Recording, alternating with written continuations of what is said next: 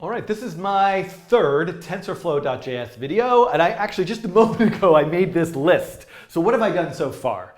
I have made an introduction to where TensorFlow.js sort of fits into the kinds of stuff that I'm working on and thinking about. I made an intro video to the idea of what a tensor is and how to make a tensor, a variable that stores a tensor in your JavaScript code. And now, really what I want to do is I want to get down to, my goal is to get to the point where I'm remaking earlier machine learning coding challenges I did, but using TensorFlow.js as the basis for them, the foundation for them. So the things that I think that I need to mention and talk about before I get to that is I need to talk about variables and memory management.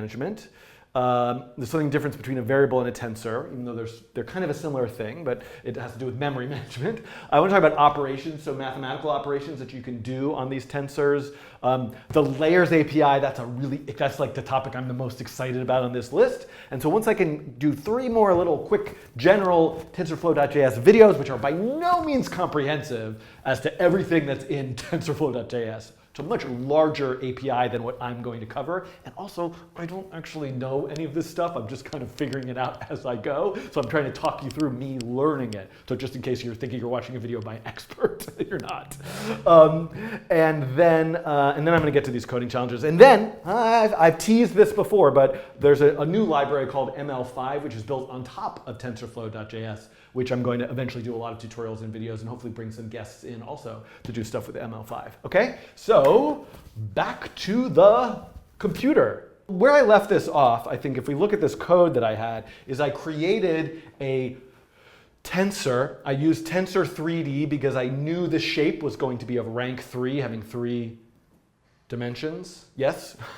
And this is the shape. I'm putting integers in it. I'm console logging it. And we can see the result here. Now, incidentally, I think I should also note that if I actually want to look at the data, not just seeing the string of it like printed out there, then what I want to use is actually the data function. Oh, wow, I probably shouldn't have called mine data. So let's call it a tensor. Probably shouldn't call it that either. Let's call it tense. I'm very tense.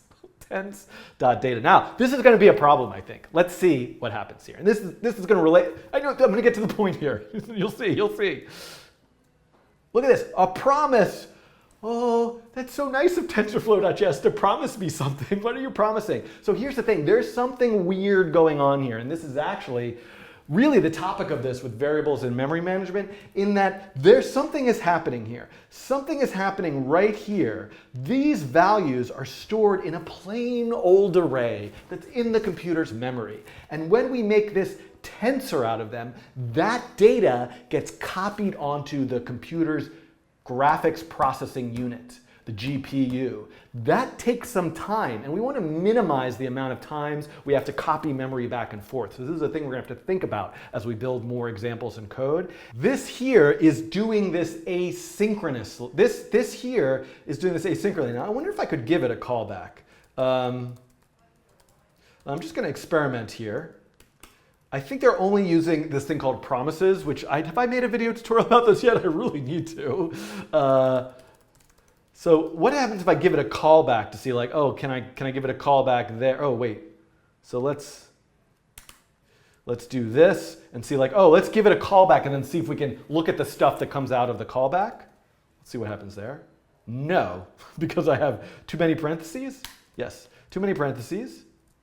No, nothing happens there. So it's not using, and Alka's telling me I could use await, but there's so much ES6 and beyond JavaScript going on here. So actually what I want to do is, if I say tense.data, I can say then. And then is this special function that's part of a promise, where it's saying like, once the promise has been resolved, you've made a promise to me, you're going to keep that promise. And when that promise comes to roost, cock-a-doodle-doo, I don't know, then can I just write code in there? No, I have to make a function. I can say console.log stuff. Is that how it works? Yes, oh, look at that. So there we go. We can see this is one way. But I actually don't want to deal with any of this. So because I want to just, so this is something that's going to come up. I was trying to avoid this. And there's also a keyword called await that I could potentially use. But luckily, there is also a function called data sync. So if I use the function data sync, you're going to see this here. What this will do is actually give me all the data back, but without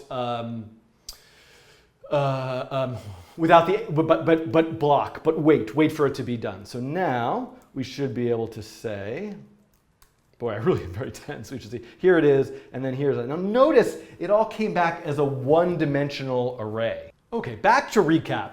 This is what the tensor is, and this is the way that we're thinking about the tensor and how the data is stored, and the print function allows us to see that very easily in the console. If I want access to the data sync function will just give me all of that stuff, ultimately just as a list of numbers, because this idea of the shapes and the dimensions is really for us as human beings to think about and store it, but ultimately it's just a bunch of numbers. So I should also mention that in addition to data sync, there is also a get function. So if I were to say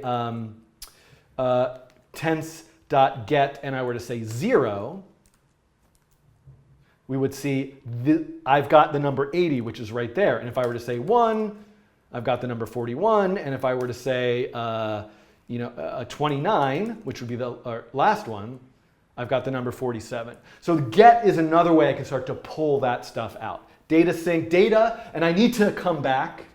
I really should add an addendum here, which is that in order to support this material that I'm covering, at some point I need to come back and make a video on promises and how the arrow syntax is often typically used with promises and this then function. So this is something I need to come back and do some additional content on, as well as await and async. Because if you want to work with this particular library, how these new ways of handling synchronous and asynchronous things in JavaScript are kind of key foundational elements. So I've got to come back and talk about this. I would suspect that Fun Function has some nice videos on these topics, but I don't know. So maybe I'll link to those in this video's description. Okay. But the point of what I was saying is, what if what I wanted to do right now is I wanted to change some of the numbers. For example, I wanted to do the equivalent of saying something like tense.set 0 to 10. In other words, this doesn't exist, but what if what I wanted to do is say like, oh, whatever number is in the first spot in the tensor, I want to change it to something else. Well, I actually can't do that. These tensors, once you've created them, are immutable, and that means the values can never, ever be changed. This is different than this like const declaration, which just means you can't like reassign a variable name, but you might be able to like change the internal data of an object. That's different. These tensors absolutely cannot be changed. So if you need to change the values, and you might in a kind of learning system you're building, right? What if you're storing all the weights of a matrix in a tensor and you want to adjust those weights rather than copying into new tensor to new tensor? This is where the concept of a tf.variable comes in. So I can say const var, oh I shouldn't say, const vtense, oh boy this is getting really weird, tf.variable tense. I can take a tensor and make it into a variable by passing it through tf.variable. So let's just look at this and sort of see what's there. And we don't want this set thing. And you can see now this looks very similar. It has a shape. It has a data type, but it's now stored differently. This is because TensorFlow.js as a kind of low-level library managing the sort of data using the graphics card intensively really needs to do different things. It has to manage the memory differently if the stuff is never going to change versus if it's going to change. And so if I go now to TensorFlow.js and I look here at tf.variable, we can see this is now something that has a new parameter called trainable. So in fact, you can add this thing called an optimizer to it and adjust it. So that's an important thing I wanted to mention. And I'm just going to leave it at that for right now. If I need to use a tf variable later, we'll come back and look at when I might want to use a tf variable versus just a tf tensor. Hi, so I'm back actually with a weird edit point because I just went down a rabbit hole of trying to figure something out about memory management. And I discovered that actually the memory management stuff makes a lot more sense to talk about after I've already looked at operations. So let's actually, I'm going to switch this order here. And right now in this video that you are watching, I'm going to talk about operations next. And then maybe I'll take a break and move on to memory management in the next video, something like that, okay? So let me come back and talk about operations. If I come back to the TensorFlow.js web page, there's actually a part of the sidebar here, part of the API, which is all about operations. And when I begin about operations, that's what I mean. Mathematical operations that I want to perform on the tensor itself. What if I want to double every number in the tensor? Or I want to take two tensors and element-wise multiply every number by every other number. What if I want to do matrix multiplication between those two tensors? Now, this would probably merit a whole video series about linear algebra and matrix math. Luckily or unluckily for you, I made a whole series about that already. So you could pause here and go and watch that. I would also refer you to the 3 blue, 1 brown video series on linear algebra, which is excellent. So rather than get into the weeds of all of the mathematical pieces themselves, I just want to kind of like look at a few and see how you would use these. Okay, so let's, for example, say I want to use tf.add. So if I click on that, I can see, add two tensors element-wise, a plus b. What does element-wise mean? Well, what that means, just to sort of recap, is if I have two matrices, A, B, C, D, and I have another one, E, F, G, H, and I want to add them together and I want to see the result, element-wise means A plus E, B plus F, right? I just take them ones that are in the same spot and add them together. So we could do that right now in our code. And I could say, I'm going to call this tensor A. And this is a little bit silly, but I'm just going to make a second one that's with the same numbers in it. Obviously, I more likely would have two tensors with two different values. And then what I want to do is say let me look at this. A add B, sorry. So what I want to do is I'm going to say const C equals A dot add B, which by the way would be exactly the same as saying B dot add A. In this case, with other operations, the order of the matrices, the tensor, sorry, I shouldn't say matrices. So that really could play a role. So if I say A dot B, and I were to say A print, B print, C print, and I come back here and go and hit refresh, we're going to see, here's A, here's B, they're the same, and then every number is doubled, basically, because I took A plus B. So really, obviously, I should make two different random sets of numbers, but this is how an operation works. And depending on what you're doing, you need different mathematical operations. So as you can see, there are a lot of things. We could subtract, multiply, divide. There's maximum, minimum, modulus, power squared, difference. All these would be interesting to pursue, and I might come back and do more videos about particular mathematical operations. But really, I think just showing you add, hopefully now you could kind of like look at the documentation and see what each one does. I think it's worth at least doing, there's lots of other math functionality, but I think it's worth looking at matrix multiplication, tf.matmul, because this is a really key concept in building a neural network, how to do this weighted sum of all of the inputs and all of the weights passed through. You really need matrix multiplication if you go back and watch my other videos. So let's look at this one. So here we can see a.matmul. So really it's just another function, but we're going to run this, an interesting thing here. What if I were to try, and I don't need to print, I'm not going to bother printing A and B. Let's just try this right now. So I'm going to do, wait, this would work. A dot multiply, MULB, because that's doing element-wise. A times, in this case, A times E, B times F, C times G. Let's go back and I'm going to hit refresh. Oh, it worked. So I guess the way... Oh, right, of course it works. I forgot that I was doing element-wise. Of course it worked. I'm doing element-wise multiplication. I'm trying to demonstrate here that if I actually want to do matrix multiplication, which is a totally different thing, matmul, is that what it was called? Now, there we go. Oh, I love, this is like my favorite error. This is very similar. These are the kinds of errors you're going to run into all the time. We saw this before. Error. Matmul. Inputs must be ranked 2. Got ranks 3 and 3. When you do matrix multiplication, the number of columns in the first matrix, A, has to match the number of rows in the second one. And by the way, you can't even have like this is totally, you can't have a rank 3. You can't do matrix multiplication. So this, by the way, this whole thing is flawed because this is only going to work. So let's, if I have a rank 2 tensor or basically a matrix, a 2-dimensional array.